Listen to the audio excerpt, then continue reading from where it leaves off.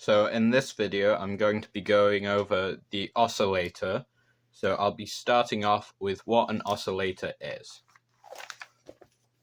So an oscillator is an electrical circuit which produces a alternating current of some kind. So if we start off again with the voltage time graph,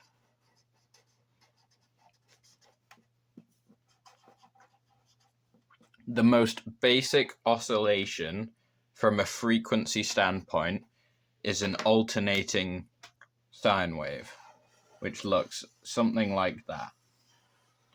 So that oscillation contains a single frequency, and it has the most basic harmonic content, which is due to that single frequency.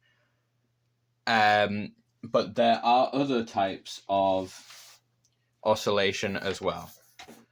But I'll quickly go over the most common ones, which are triangle, saw, and pulse.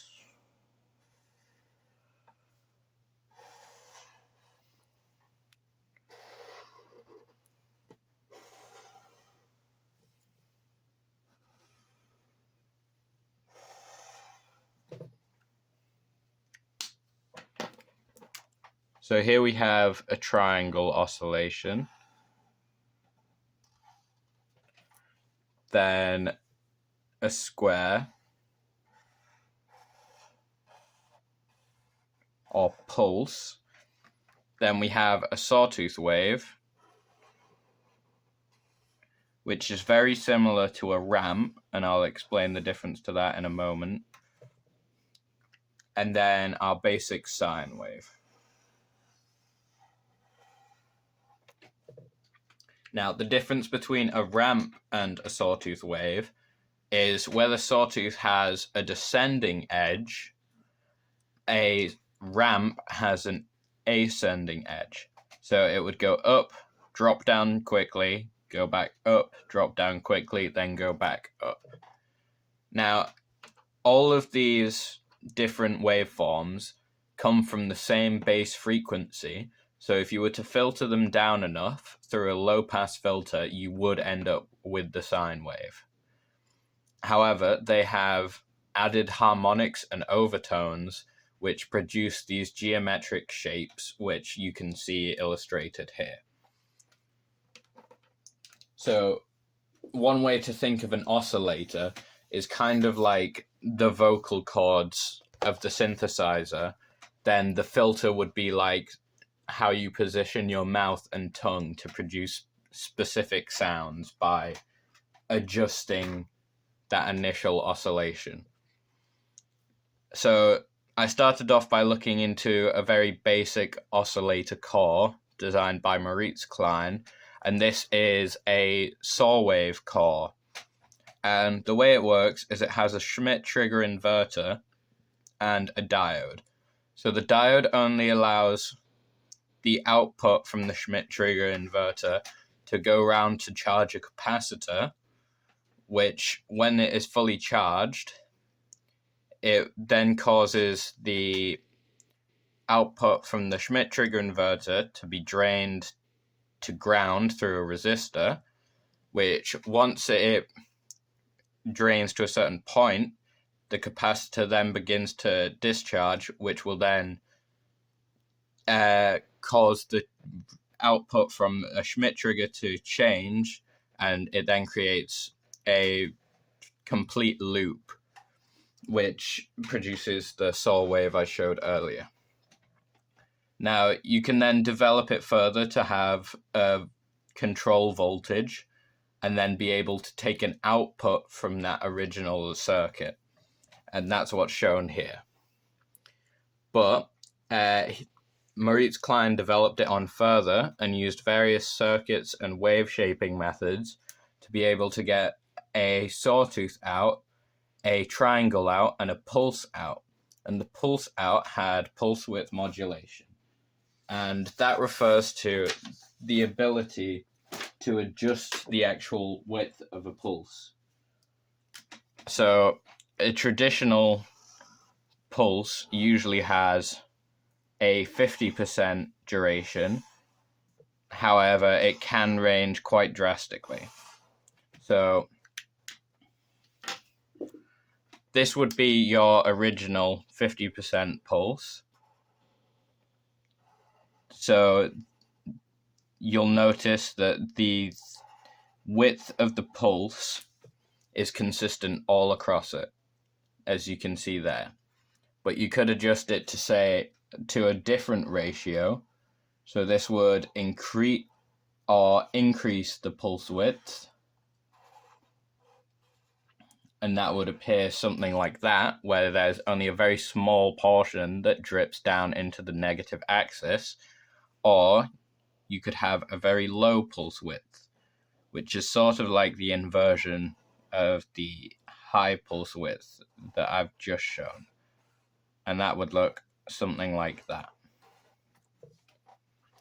And they produce different tonal characteristics, which are very useful in synthesis for music. You can also use pulse width modulation as a type of control for lighting. So that's typically what's used in dimmers for LED lights, for example. But back to this circuit, whilst I found it very useful to look at and go over for basic wave shaping, the triangle in particular, because the way that it works is it creates an inverted copy of the sawtooth. So you'd start off with the base of your sawtooth, like so.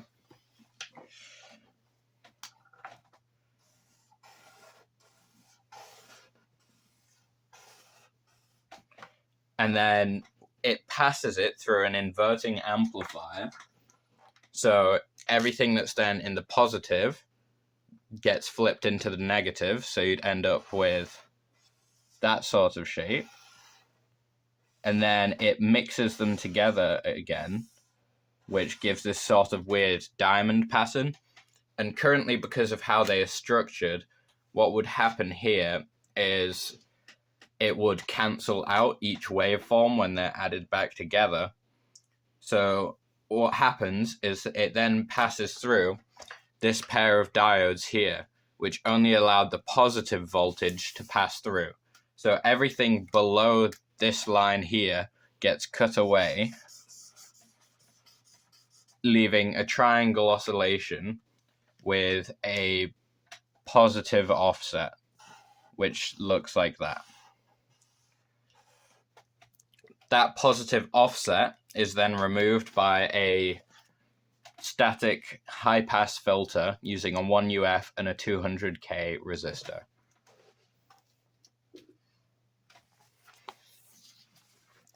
Whilst I thought that circuit was very interesting and it was very helpful, there were certain things I didn't like about it, like the pair of transistors, because they had thermal stabilizing issues.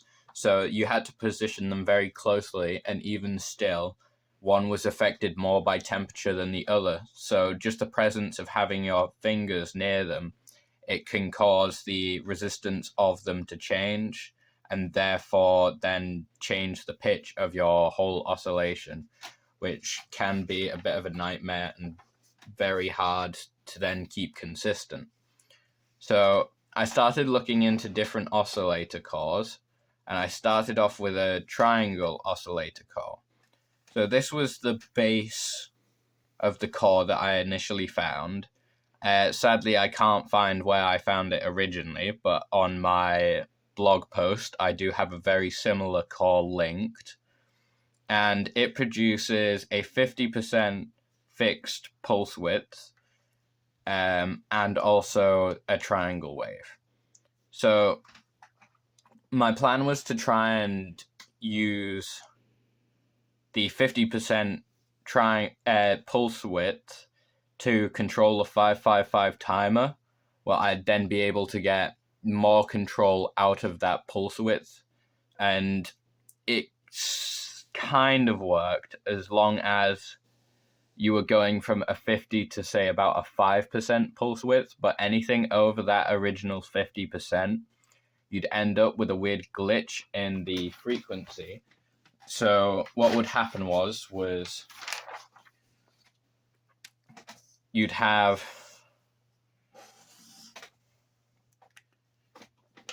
your original 50% pulse width, which would look something like that, and then I could bring it down to anywhere in a 5% pulse width range, so it would look more like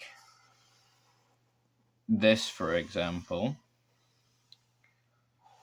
But then the issue came when I would bring it over the original 50%, because what would happen is it would continue along, and then it would suddenly drop down halfway through and then jump back up, and it no longer matched the original frequency of the oscillation, which meant that I couldn't use it over that 50%. So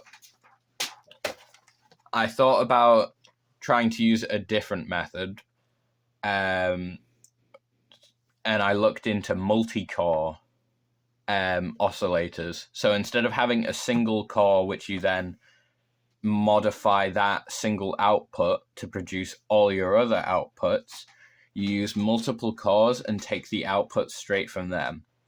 And it did sound like a good idea at first, but then I found out you have to tune them individually, which can be a bit of a nightmare, especially when they have different temperature control or different temperature dependencies and similar to that. So I scrapped the idea of a multi-core and tried to go back to the triangle core idea. And I thought about using some sort of relay with the 50% pulse, because it was actually double the frequency of the triangle, to try and switch the triangle wave to and from an inverting amplifier. So it would suddenly invert half of the wave, giving a ramp wave output or a saw wave output. But at the time, I couldn't find out what this component was called, because I was aware of relays, which are the mechanical version of it, but they have a switching delay. And because I'm using it at quite a high frequency, the mechanical motion gave too much lag to it, so I couldn't get a clean saw wave. And I did later find out what this component was called, and I believe it was a bilateral switch, which allows current to flow in both directions, and it's a type of digital switching IC. But because I couldn't find that at the time, I had to move on from that triangle core idea. And what I moved on to was another one of the CEM ICs. This one is the CEM 3340, which is a dedicated oscillator IC. It's actually a very neat chip, and the layout of it works very well. So you have the first three pins are the two scale adjust pins and the negative voltage input. And what the scale adjust does is it allows you to tune the oscillator to a set step. So because it's using control voltage, the standard for control voltage is 1 volt per octave. So if you were to double the voltage that you're putting into your oscillator, it then doubles the frequency. And the scale adjust lets you tune your oscillator so that it does that. There was then a pulse out as well as a pulse width modulation control. A hard sync in, and that lets you synchronize two of the CEM chips to each other. There was a high frequency tracking, and that just connects around to the control voltage, and you can then adjust how quickly that scales to the high frequency tracking. There's then the sawtooth out, which is derived in a similar way to how I plan to with the triangle core, but it has the bilateral switches already pre-built into the IC. It then has a soft sync in, which is similar to the hard sync, but they work in a different way. So the hard sync forces the other oscillator to reset every time the first oscillator reaches a high. Then the soft sync, it works differently depending on different types of oscillators, and it was quite hard to find detail on with the CEM chips. So for the most part, I decided that I was going to ignore it and do what the datasheet recommends and tie it to ground using a 1 nanofarad capacitor. There was then a triangle output and a connection for the timing capacitor, which affects the base frequency of the oscillator, which is recommended as 1 nanofarad. And there was then the ground pin and a linear frequency modulation. So this chip has two different control voltage inputs. One of them is the regular logarithmic input, which is what you would typically use, and then there is a linear input. So the difference would be more for when you're just wanting to add a sort of vibrato or tremolo effect to it. You wouldn't typically use that for the note unless you're using hertz per volt, I think. But I didn't really look into that too much because that's typically quite an old way of controlling a synthesizer through voltage. There was then a pin which is dedicated to have a 1.8K resistor tying it to ground, the regular frequency control input, and then the positive input voltage. Now, this is the circuit from the datasheet. It gives very little detail on certain aspects of the actual controls, such as the pulse width in and the soft and hard sync. So I had a look around for some other schematics that had been made, because this gave very little detail on how to actually plan out a circuit for this, other than the base of how you would connect the linear frequency modulation. And something I'd like to note is, regardless of whether or not you intend on using this pin, you still have to use these three components on it just to stabilize the control voltage. Otherwise, it can go a bit all over the place. There was then a section for the negative supply as well as the scale adjust, which, apart from it being run at minus 15 volts, which I wouldn't be using, I'd be using minus 12 volts. This part of the circuit was very useful for me. I found one that was running at minus 12 volts, which I used in my circuit as well. And then the pulse out has a 10K resistor tying it to ground.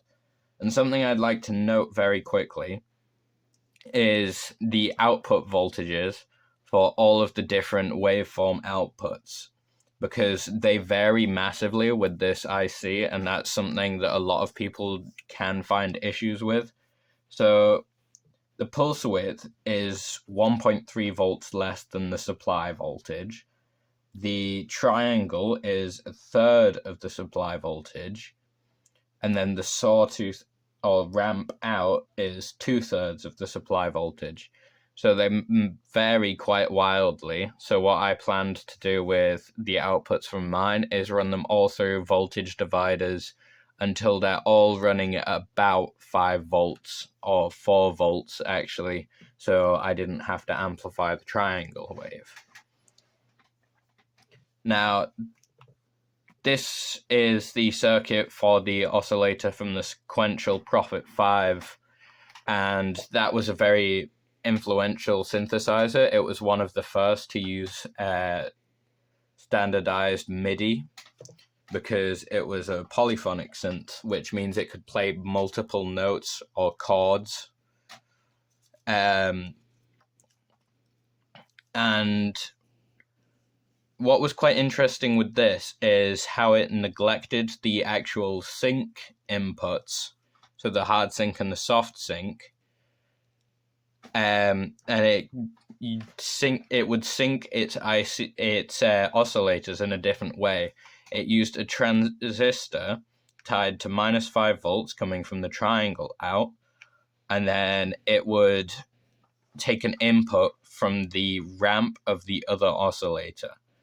So this meant that you couldn't actually get the triangle wave out, so you would only have the ramp and the pulse on this specific oscillator schematic. It also didn't use the linear frequency modulation input. Now, on the sequential Prophet T8, they changed the circuit for the sync in slightly, and this allowed them to get a triangle output. But it also meant that the sync in was slightly more complicated and included a germanium diode. The pulse width control also changed slightly. It had a polymod input, an oscillator A pulse width input, and a -5 volts input. But I'm fairly sure that could just be used as a control voltage input. Although that is very similar to the original Prophet 5 VCO, with very few modifications, but the addition of a third output waveform. Then the Roland MK 580, that's the last one that I covered, and it didn't have any way of syncing the actual oscillator. They were all the sync pins were just tied to ground. It had a triangle out, a ramp out, and a pulse out. It also had pulse width modulation control, and then just basic control voltage for the pitch. Now, over to my first design, I took various parts from various different circuits. So I started off by adding my own piece, though, which was to run the sawtooth out through an inverting amplifier so I could have a ramp and a sawtooth out, because they give slightly different characteristics, even though they are very similar. I took the scale adjust from a circuit that ran at 12 volts, so I didn't have to spend too long experimenting with specific resistor values, so I could get the scale adjust that I needed. And then I took the sync from the sequential Prophet T8 over here, and I used that part on my first plan as well. I also intended on having a +5 and -5 volt supply going through various voltage dividers, which were then connected to a rotary switch, so I could add or subtract a volt from my whole control voltage arrangement, which would allow me to put it up or down an octave due to the 1 volt per octave controls. I also used the pulse width modulation controls from the Prophet T8 because they were the most detailed ones I could find. However, I did change this when I found a slightly simpler schematic later on. Now, this leads me on to my 2 final designs for my oscillators. One of them I plan to build 2 of, and the other I plan to build 1 of. Now, this is the first oscillator I drew up. It had a coarse and a fine tune control. One used +12 volts going straight to the CV controls.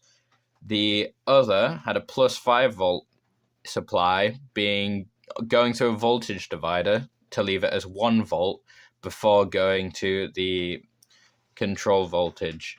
So that means I could have a 12 volt or a 12 octave range here with then a 1 octave control on the fine control. I also ended up adjusting this later on, the octave switch. So instead of using 2 supply rails, I had the single plus 5 volts running through an arrangement of 1K resistors. So I could choose different points in the resistor array and I would get a different voltage output. So I could get 5, 4, 3, 2, 1 volts from it. I also found the simpler pulse width control that I'd already mentioned. So I replaced the one from the Prophet T8 with that. And then on the triangle wave output, I amplified it slightly so it would be running at 5 volts, along with the ramp and the saw, which had voltage dividers to bring them down to 5 volts. And then additionally, I added this bit of circuitry to the triangle output. And the aim of this was to filter it down to a sine wave output, because none of the oscillators that I'd previously seen had a sine wave output, but I thought it would be very useful because they give a very soft, mellow sound. And then I had a rotary switch to select between the different waveforms of the square wave, the ramp, the square wave, the ramp, the saw, the triangle, and the sine wave. And then this version is very similar to the one I have on up here, but there are some very notable changes.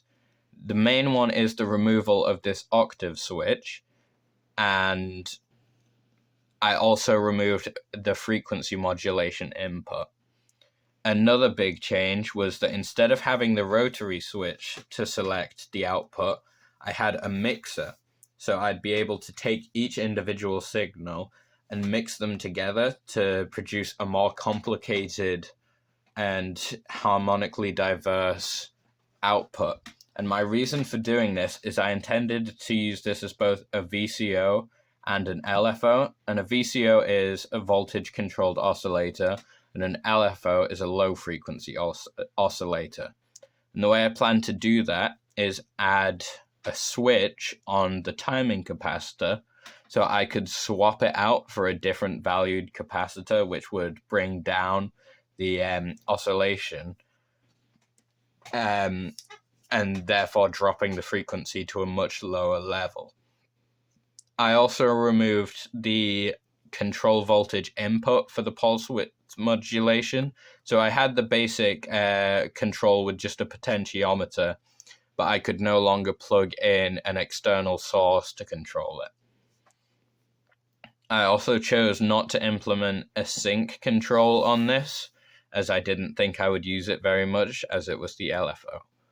But that concludes all of my research and development for both of my oscillators and the low frequency oscillator. In the next video, I'll be covering more of the circuits I found or modified or created for my final milestone.